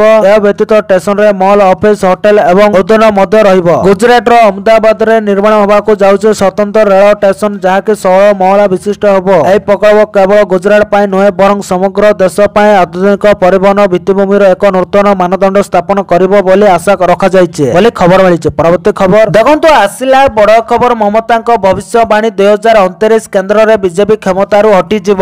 ଆଗାମୀ ରାଜ୍ୟ ବିଧାନସଭା ନିର୍ବାଚନରେ ବିଜେପି ହାରିଯିବ ଏବଂ ସେ ଭୋଟର ତାଲିକାର ସ୍ୱତନ୍ତ୍ର ସଂଶୋଧନ SIR ବିରୋଧରେ ଦେଶବ୍ୟାପୀ ଯାତ୍ରା ଆରମ୍ଭ କରିବେ। ପଶ୍ଚିମବଙ୍ଗ ମୁଖ୍ୟମନ୍ତ୍ରୀ ମମତା ବାନାର୍ଜୀ ଏହା କହିଛନ୍ତି। 2029ରେ କେନ୍ଦ୍ରରେ ବିଜେପିକୁ କ୍ଷମତାରୁ ହଟାଇ ଦିଆଯିବ ବୋଲି ମମତା ଭବିଷ୍ୟବାଣୀ କରିଛନ୍ତି। ମମତା କହିଛନ୍ତି, ଯଦି ସେମାନେ ମୋତେ ଆଘାତ ଦିଅନ୍ତି ମୁଁ କଣ କରିପାରିବି ତାହା ଦେଖାଇବି। ସେ ଆହୁରି କହିଛନ୍ତି, ବଙ୍ଗଳାର ସାହସ ଅଛି, ଏହା ଦିଲ୍ଲୀରେ କ୍ଷମତା ଦଖଲ କରିପାରିବ। ମମତା ନିର୍ବାଚନ ଆୟୋଗକୁ ବିଜେପିର ଆୟୋଗ ଭାବରେ କାର୍ଯ୍ୟ କରୁଥିବା ଅଭିଯୋଗ କରିଛନ୍ତି ଏବଂ ରାଜ୍ୟର ପ୍ରକୃତ ଭୋଟରକୁ SIR କୁ ଭୟ ନ କରିବାକୁ କହିଛନ୍ତି। ଉତ୍ତର 24 ପରଗଣା ଜିଲ୍ଲାର ବେଙ୍ଗାଓରେ SIR ବିରୋଧରେ ଏକ ରାଲିକୁ ସମ୍ବୋଧିତ କରି ମୁଖ୍ୟମନ୍ତ୍ରୀ ଦାବି କରିଛନ୍ତି ଯେ ଭୋଟର ତାଲିକାକୁ ଶୁଦ୍ଧ କରିବା ପାଇଁ ନିର୍ବାଚନ କମିଶନ ଅଭିଯାନ ଯୋଗୁଁ 35 ଜଣଙ୍କର ମୃତ୍ୟୁ ଘଟିଛି ଏବଂ ସମଗ୍ର ପ୍ରକ୍ରିୟା ଯୋଜନା ବନ୍ଧ ଢଙ୍ଗରେ କରାଯାଉଛି ବୋଲି ଖବର ମିଳିଛି। ପରବର୍ତ୍ତୀ ଖବର ଦେଖନ୍ତୁ, ଆସିଲା ବଡ଼ ଖବର। ବ୍ରହ୍ମୋସ କିଣିବାକୁ ପ୍ରସ୍ତୁତ ହେଲେଣି ଏହି ମୁସଲିମ ଦେଶ, ବଢୁଛି ଡିମାଣ୍ଡ। ପାକିସ୍ତାନରେ ଅପରେସନ ସିନ୍ଦୁର ସମୟରେ ଭାରତର ସ୍ୱଦେଶୀ ବ୍ରହ୍ମୋସ ସୁପରସୋନିକ କ୍ରୁଜ କ୍ଷେପଣାସ୍ତ୍ର ଦ୍ୱାରା ସାମରିକ ପ୍ରତିଷ୍ଠାନ ଏବଂ ଆତଙ୍କବାଦୀ ଆଡ୍ଡାଗୁଡ଼ିକର ସଠିକ ଲକ୍ଷ୍ୟରେ ଭେଦ ଧ୍ୱଂସ ପରେ ଏହି କ୍ଷେପଣାସ୍ତ୍ରର ଚାହିଦା ଦ୍ରୁତ ଗତିରେ ବୃଦ୍ଧି ପାଉଛି। ବିଶ୍ୱର ସର୍ବବୃହତ ମୁସଲିମ ରାଷ୍ଟ୍ର ଇଣ୍ଡୋନେସିଆ ଏବେ ଭାରତଠାରୁ ବ୍ରହ୍ମୋସ କ୍ରୟର ଚୂଡ଼ାନ୍ତ ପର୍ଯ୍ୟାୟରେ ପହଞ୍ଚିଛି। ବୁଧବାର ଇଣ୍ଡୋନେସିଆର ପ୍ରତିରକ୍ଷା ମନ୍ତ୍ରୀ ଶାମ ସହିଦିନଙ୍କ 2 ଦିନିଆ ଭାରତ ଗସ୍ତ ଦ୍ୱାରା ଏହି ସମ୍ଭାବନା ଆହୁରି ମଜବୁତ ହୋଇଛି। ସେ ତୃତୀୟ ଭାରତ ଇଣ୍ଡୋନେସିଆ ପ୍ରତିରକ୍ଷା ମନ୍ତ୍ରୀଙ୍କ ବୈଠକରେ ଯୋଗ ଦେଇଛନ୍ତି। ଏକ ରିପୋର୍ଟ ଅନୁଯାୟୀ ବ୍ରହ୍ମୋସ ସମ୍ପର୍କରେ ଭାରତ ଏବଂ ଇଣ୍ଡୋନେସିଆର ଆଲୋଚନା ଯଥେଷ୍ଟ ଅଗ୍ରଗତି କରିଛି। ଭାରତ ସହିତ କ୍ଷେପଣାସ୍ତ୍ର ବିକଶିତ କରିଥିବା ରୁଷିଆ ମଧ୍ୟ ଇଣ୍ଡୋନେସିଆକୁ ବ୍ରହ୍ମୋସ ବିକ୍ରୟ କରିବାକୁ ରାଜି ହୋଇଛି। ରିପୋର୍ଟ ହୋଇଛି ଯେ ଅପରେସନ ସିନ୍ଦୁରର ସଫଳତା ପରେ ଅନେକ ଦେଶ ଭାରତଠାରୁ ଏହି କ୍ଷେପଣାସ୍ତ୍ର କିଣିବାକୁ ଆଗ୍ରହ ପ୍ରକାଶ କରୁଛନ୍ତି ବୋଲି ଖବର ମିଳିଛି। ପରବର୍ତ୍ତୀ ଖବର ଦେଖନ୍ତୁ, ଆସିଲା ବଡ଼ ଖବର। ଆଉ ମାତ୍ର 4 ଦିନ 30 ନଭେମ୍ବର ସୁଦ୍ଧା ସାରି ଦିଅନ୍ତୁ ଏହି 4 କାମ, ନଚେତ ମିଳିବନି ପେନସନ। ନଭେମ୍ବର ମାସ ଶେଷ ହେବାକୁ ମାତ୍ର କିଛି କିଛି ଦିନ ବାକି ଅଛି ଲକ୍ଷ ଲକ୍ଷ ପେନସନଭୋଗୀ ସରକାରୀ କର୍ମଚାରୀ ଟैक्स पेयर्स एवं पंजाब नेशनल बैंक ग्राहकों ପାଇଁ ଏହି କମ ସମୟ ମଧ୍ୟରେ କିଛି ଗୁରୁତ୍ୱପୂର୍ଣ୍ଣ କାର୍ଯ୍ୟ ସମାପ୍ତ କରିବା ଅତ୍ୟନ୍ତ ଜରୁରୀ। କାର୍ଯ୍ୟଗୁଡ଼ିକ ମଧ୍ୟରୁ କୌଣସିଟି ସମୟ ମଧ୍ୟରେ ସମାପ୍ତ କରିବାରେ ବିଫଳତା ସିଧାସଳଖ ପେନସନ ବନ୍ଦ, ବ୍ୟାଙ୍କ ଆକାଉଣ୍ଟ ବନ୍ଦ, ଟିକସ ସମ୍ବନ୍ଧ ସମସ୍ୟା ବୃଦ୍ଧି କିମ୍ବା ଜରିମାନା ମଧ୍ୟ ହୋଇପାରେ। ତେଣୁ ଆଗାମୀ ଦିନଗୁଡ଼ିକୁ ହାଲୁକା ଭାବରେ ନିଅନ୍ତୁ ନାହିଁ ଏବଂ ଏହି ଚାରୋଟି ଗୁରୁତ୍ୱପୂର୍ଣ୍ଣ କାର୍ଯ୍ୟ ଉପଲବ୍ଧ ତୁରନ୍ତ କରନ୍ତୁ। ପ୍ରତିବର୍ଷ ପରି ଦେଶର ସମସ୍ତ ପେନସନଭୋଗୀ ମାନଙ୍କ ପାଇଁ ଏହି ବର୍ଷ ମଧ୍ୟ ସେମାନଙ୍କର ଜୀବନ ପ୍ରମାଣପତ୍ର ଦାଖଲ କରିବା ବାଧ୍ୟତାମୂଳକ। ଶେଷ ତାରିଖ ନଭେମ୍ବର 30 ତାରିଖ। ଯଦି ପ୍ରମାଣପତ୍ର ନିର୍ଦ୍ଧାରିତ ତାରିଖ ସୁଦ୍ଧା ଦାଖଲ ନହୁଏ ତେବେ ପରବର୍ତ୍ତୀ ମାସର ପେନସନ ବନ୍ଦ ହୋଇପାରେ। 80 ବର୍ଷରୁ ଅଧିକ ବୟସ୍କ ବରିଷ୍ଠ ପେନସନଭୋଗୀଙ୍କୁ ଏହି ପ୍ରକ୍ରିୟାକୁ ଆରାମରେ ସମାପ୍ତ କରିବା ପାଇଁ 1 ଅକ୍ଟୋବରରୁ 30 ନଭେମ୍ବର ପର୍ଯ୍ୟନ୍ତ ସମୟ ଦିଆଯାଇଥିଲା ବୋଲି ଖବର ମିଳିଛି। ପରବର୍ତ୍ତୀ ଖବର ଦେଖନ୍ତୁ, ଆସିଲା ବଡ଼ ଖବର, ପୁଣି ଥରିଲା ଓଡ଼ିଶା। ଆସନ୍ତା 2 ଦିନ ଘନ କୁହୁଡ଼ି ଆଶଙ୍କା, ଏସବୁ ଜିଲ୍ଲାକୁ ସତର୍କ ସୂଚନା। ରାଜ୍ୟରେ ପୁଣି ଥରେ ଶୀତର ପ୍ରକୋପ ବଢ଼ିବାରେ ଲାଗିଛି। ଆସନ୍ତା 2 ଦିନ ମଧ୍ୟରେ ଓଡ଼ିଶାର କିଛି ଅଞ୍ଚଳରେ ଘନ କୁହୁଡ଼ି ଦେଖାଯିବାର ସମ୍ଭାବନା ରହିଛି ବୋଲି ପାଣିପାଗ ବିଜ୍ଞାନ କେନ୍ଦ୍ର ପୂର୍ବାନୁମାନ କରିଛି। ପାଣିପାଗ ବିଭାଗ ସୂଚନା ଅନୁଯାୟୀ ଆସନ୍ତା 2 ଦିନ ମଧ୍ୟରେ ସୁନ୍ଦରଗଡ଼, ଝାରସୁଗୁଡ଼ା, କନ୍ଧମାଳ ଏବଂ କୋରାପୁଟ ଜିଲ୍ଲାର ଗୋଟିଏ କିମ୍ବା 2ଟି ସ୍ଥାନରେ ଘନ କୁହୁଡ଼ି ହେବାର ସମ୍ଭାବନା ଥିବାରୁ ଏହି ଜିଲ୍ଲାଗୁଡ଼ିକ ପାଇଁ ୟେଲୋ ୱାର୍ଣ୍ଣିଂ ଜାରି କରାଯାଇଛି। ଶୁକ୍ରବାର ରାଜ୍ୟର ଅନେକ ସ୍ଥାନରେ ସର୍ବନିମ୍ନ ତାପମାତ୍ରା 2ରୁ 4 ଡିଗ୍ରୀ ସେଲସିୟସ୍ ହ୍ରାସ ପାଇଛି। ଉତ୍ତର ଆଭ୍ୟନ୍ତରୀଣ ଓଡ଼ିଶାର କିଛି ସ୍ଥାନରେ ତାପମାତ୍ରା ସ୍ୱାଭାବିକ ଠାରୁ ପ୍ରାୟ 6 ଡିଗ୍ରୀ କମ୍ ରେକର୍ଡ କରାଯାଇଛି। ଦକ୍ଷିଣ ଉପକୂଳ ଓଡ଼ିଶା ଏବଂ ଉତ୍ତର ଓଡ଼ିଶା କିଛି ସ୍ଥାନରେ ତାପମାତ୍ରା ସ୍ୱାଭାବିକ ଠାରୁ 3ରୁ 5 ଡିଗ୍ରୀ କମ୍ ରହିଥିଲା। ରାଜ୍ୟର ଅନ୍ୟାନ୍ୟ ଅଞ୍ଚଳରେ ମଧ୍ୟ ତାପମାତ୍ରା ସ୍ୱାଭାବିକ ଠାରୁ 2ରୁ 3 ଡିଗ୍ରୀ କମ୍ ଥିବା ଲକ୍ଷ୍ୟ କରାଯାଇଛି ବୋଲି ଖବର ମିଳିଛି। ପରବର୍ତ୍ତୀ ଖବର ଦେଖନ୍ତୁ, ଆସିଲା ବଡ଼ ଖବର, ଚିନ୍ତା ବଢ଼ାଉଛି ବିଷାକ୍ତ ବାୟୁ। କୁହୁଡ଼ି ପାଇଁ ବଢୁଛି ପ୍ରଦୂଷଣ। ଲଗାତାର 4 ଦିନ ହେଲା ଅନୁକୂଳର ବାୟୁ ପ୍ରଦୂଷଣ ଗମ୍ଭୀର ସ୍ଥିତି ଧାରଣ କରିଛି। ବାୟୁମାନ ସୂଚକାଙ୍କ AQI 300 ଉପରେ ରହୁଥିବାରୁ ଏଠାକାର ପ୍ରଦୂଷଣ ଦିଲ୍ଲୀରୁ ବି ପାର କରିଗଲାଣି। ତଥାପି ପ୍ରଦୂଷଣ ରୋକିବା ପାଇଁ କୌଣସି ଠୋସ୍ ପଦକ୍ଷେପ ନିଆଯାଉନାହିଁ। ରାଜ୍ୟ ପ୍ରଦୂଷଣ ନିୟନ୍ତ୍ରଣ ବୋର୍ଡର ଅନୁକୂଳ ଆଞ୍ଚଳିକ କାର୍ଯ୍ୟାଳୟ ଅଧିକାରୀ ରମେଶ ଏକାଙ୍କ ସୂଚନା ଅନୁସାରେ ପାଗ ପରିବର୍ତ୍ତନ ପାଇଁ ପ୍ରଦୂଷଣ ମାତ୍ରା ବଢି ଯାଇଛି ବୋଲି ଖବର ମିଳିଛି। ପରବର୍ତ୍ତୀ ଖବର ଦେଖନ୍ତୁ, ଆସିଲା ବଡ଼ ଖବର, ଟ୍ରମ୍ପ ରାଗିଲେ ଏହି ଦେଶ ଉପରେ। ଆମେରିକା ଏବଂ ଦକ୍ଷିଣ ଆଫ୍ରିକା ମଧ୍ୟରେ ବିବାଦ ଏବେ ବଢିବାରେ ଲାଗିଛି। ଆମେରିକା ରାଷ୍ଟ୍ରପତି ଡୋନାଲ୍ଡ ଟ୍ରମ୍ପ କିଛି ସମୟ ଧରି ଦକ୍ଷିଣ ଆଫ୍ରିକା ଉପରେ ଧଳା ଲୋକଙ୍କ ନରସଂହାର ଅଭିଯୋଗ କରି ଆସୁଛନ୍ତି। ସମ୍ପ୍ରତି ଦକ୍ଷିଣ ଆଫ୍ରିକାରେ ଏକ G20 ଶିଖର ସମ୍ମିଳନୀ ଅନୁଷ୍ଠିତ ହୋଇଥିଲା, ଯେଉଁଥିରେ ରାଷ୍ଟ୍ରପତି ଡୋନାଲ୍ଡ ଟ୍ରମ୍ପ ଯୋଗ ଦେଇ ନଥିଲେ। ଆମେରିକା ଏହାର ଦୂତାବାସରୁ ଜଣେ ବରିଷ୍ଠ ପ୍ରତିନିଧିଙ୍କୁ ଶିଖର ସମ୍ମିଳନୀକୁ ପଠାଇଥିଲା। ଆସନ୍ତା ବର୍ଷ ଆମେରିକାରେ G20 ଶିଖର ସମ୍ମିଳନୀ ଅନୁଷ୍ଠିତ ହେବାର କାର୍ଯ୍ୟକ୍ରମ ରହିଛି। ଏହି ସମୟରେ ଦକ୍ଷିଣ ଆଫ୍ରିକା ପରମ୍ପରା ଭାଙ୍ଗି ପରବର୍ତ୍ତୀ ଶିଖର ସମ୍ମିଳନୀର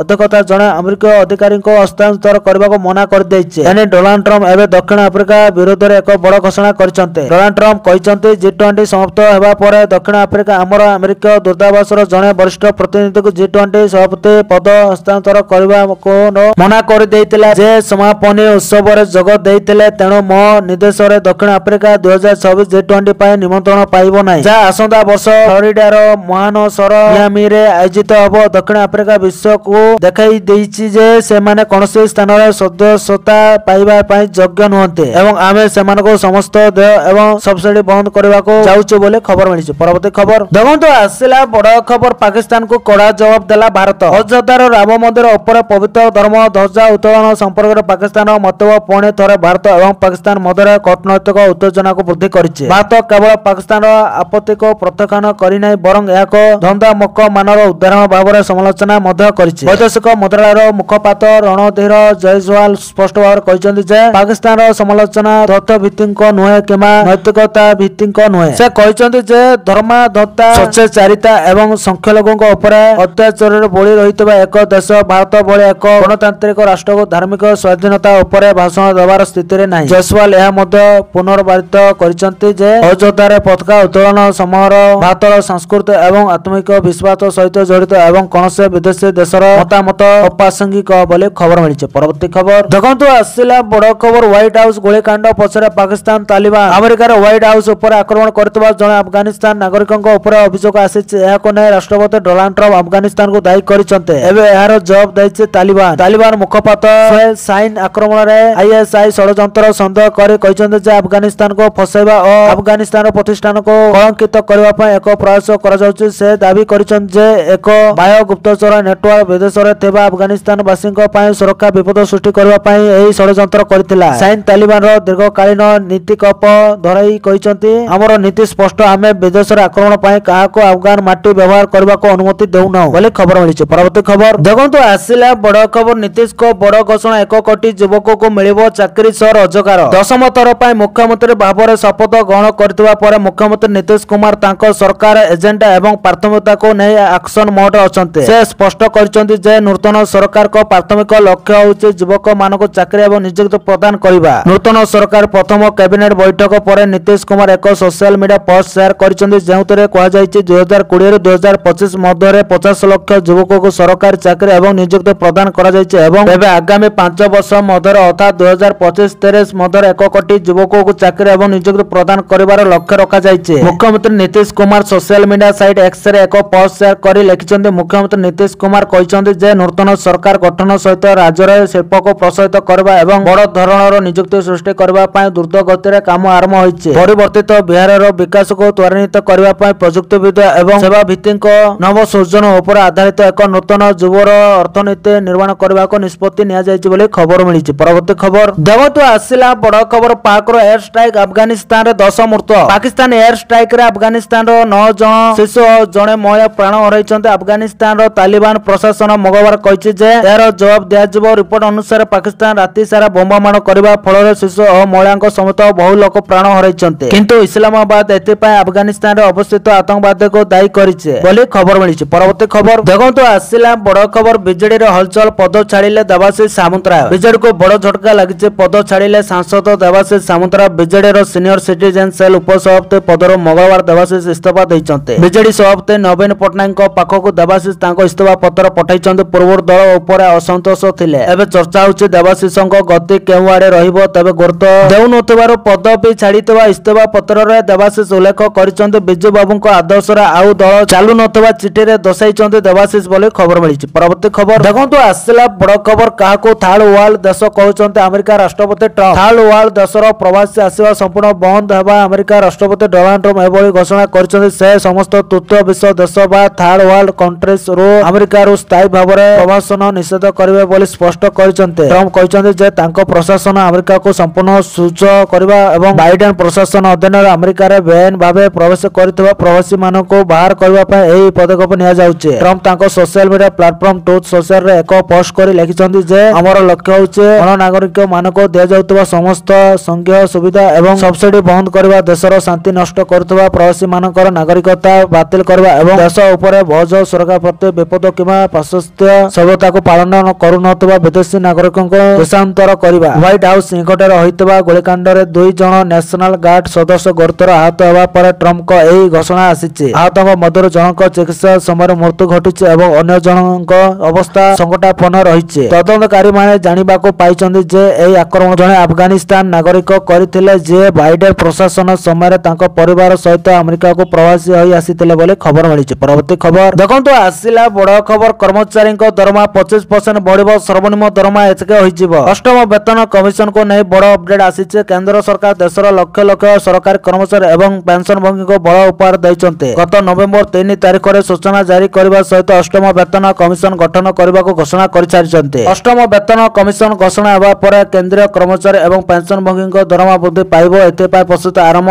करि सारिछन्ते केंद्र सरकार। सरकारी सूचना अनुसार न्यायमूर्ति रंजना देसाई को अष्टम वेतन आयोगर अध्यक्ष भाव नियुक्ति दिया जायछि। तांको सहित प्रोफेसर फुलक घोष सदस्य भाव एवं पंकज जौहन को सदस्य सचिव भाव रखा जायछि। 18 मास भितर सरकार को चूड़ांत रिपोर्ट देबो एही कमिटी। अष्टम वेतन कमिशन लागू हेले केंद्रर समस्त कर्मचारी को यार लाभ मिलिबो। जेपरि कि उद्योग क्षेत्र थिबा केंद्रीय कर्मचारी भारत सेना रे थिबा कर्मचारी स्वतंत्र बल केंद्र शासित अंचल कार्य करतबा कर्मचारी को यार फायदा मिलिबो। अष्टम वेतन कमिशन कार्य आरंभ करि सारितबा बेले मे 2027 सुधा रिपोर्ट दाखल करबा नै सूचना रहिछि। आ या पर केंद्रीय कर्मचारी को दरमा एवं पेंशनभोगी को भत्ता वृद्धि पाइबो। अष्टम वेतन कमिशन लागू करबा पय राज्य सरकार प्रतिरक्षा मंत्रालय गृह मंत्रालय सह आलोचना आरंभ करिसंत। केंद्र सरकार देश रे खूब शीघ्र यह लागू हेबा को जाउछि। अष्टम वेतन कमिशन लागू हेले 50 लाख केंद्र कर्मचारी एवं 65 लाख पेंशनभोगी उपकृत हेबे। दरमा बढ़िबा सहित पेंशन राशि मध्य वृद्धि पाइबो जाहाको कि अपेक्षा करे रहिसंत लक्ष लक्ष कर्मचारी बोली खबर मिलिछि। परवर्ती खबर देखंतु आसिला बड़ खबर ए पर्यंत पाइनांते पीएम किसान किस्ती टंका जानतो कारण प्रधानमंत्री किसान योजना अंतर्गत एही वर्षर शेष किस्ती जारी करा जायछि। तथापि किछि चाषी ए पर्यंत सेमानकर प्रधानमंत्री किसान सम्मान निधि योजना रो 2000 टंका पाइनांते। जदि हां तेबे आपण निश्चित भाबरे भाबुतबे जे आपणक सहित एपरि काहेकि हैला आसंतु जानिबा काहेकि। ए उल्लेखनीय जे केंद्र सरकार 2019 फेब्रुआरी 24 रे एही योजना आरंभ करथिले। एही योजना अधीन चाषी मानको वार्षिक 6000 टंका सहायता प्रदान करा जाय। କରାଯାଇଥାଏ। ସରକାର ଏହି 6000 ଟଙ୍କା ପ୍ରତ୍ୟେକ 2000 ଟଙ୍କାର 3ଟି କିସ୍ତିରେ ପ୍ରଦାନ କରନ୍ତି। ଏହି ପାଣ୍ଠି ଚାଷୀମାନଙ୍କୁ କୃଷି ସାମଗ୍ରୀ କିଣିବା ଏବଂ ଶିକ୍ଷା, ଚିକିତ୍ସା ଆବଶ୍ୟକତା ଏବଂ ବିବାହ ଭଳି ଜରୁରୀ ପରିବାର ଖର୍ଚ୍ଚ ପୂରଣ କରିବାରେ ସାହାଯ୍ୟ କରିଛି। ପ୍ରଧାନମନ୍ତ୍ରୀ କିଷାନ ଯୋଜନାରେ କିଏ ଯୋଗ୍ୟ ଏବଂ ଇକେୱାଇସି ନିୟମ କଣ? ପ୍ରଧାନମନ୍ତ୍ରୀ କିଷାନ ଯୋଜନା କେବଳ ସେହି ଚାଷୀମାନଙ୍କୁ ଲାଭଦାୟକ ହେବ ଯେଉଁମାନଙ୍କର ଜମି ରେକର୍ଡ ପିଏମ୍ କିଷାନ ପୋର୍ଟାଲରେ ଅପଡେଟ୍ ହୋଇଛି ଏବଂ ଯାହାର ବ୍ୟାଙ୍କ ଆକାଉଣ୍ଟ ଆଧାର ସହିତ ଲିଙ୍କ ହୋଇଛି। କେନ୍ଦ୍ର ସରକାର ପୁନର୍ବାର